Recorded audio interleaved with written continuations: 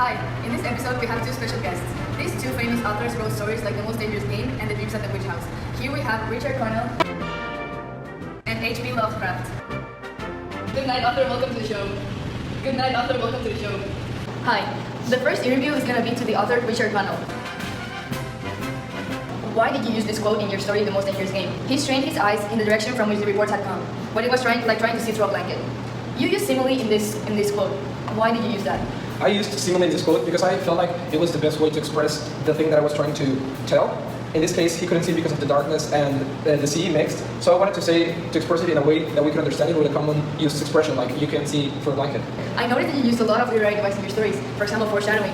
Can you tell us one quotation from the story? Do you remember when I said that the name of the island was Ship Trap Island? Well, it was because the island literally was a ship trap. As General Sir later on in the story, he told him that he used the island, the lights of the island, to trap ships. I would like you to compare my way of using diction with H.P. Lovecraft's diction.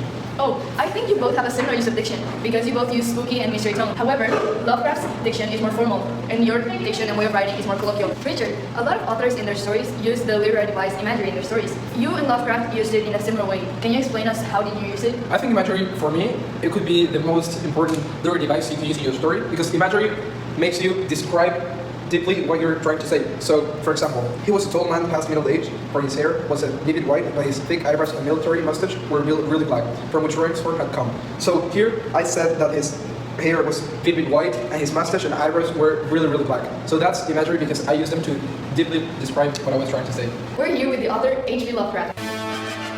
I noticed that you used a lot of literary devices in your stories. Can you tell me an example of what you used? Yes, one quote that I could tell you right now that I read in the story could be, "Her eyes as dark as night itself." And I used that one because I felt that it was a really useful tool to explain what I was trying to express.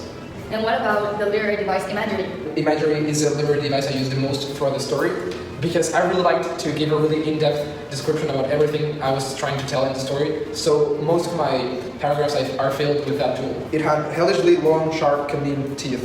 So that would be imagery because I gave a really description about what I was saying. And here I have some examples of foreshadowing.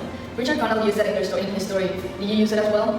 I think that it's a really good device that you can use in your stories because it makes all readers hooked and thrilled to wait what's going to happen.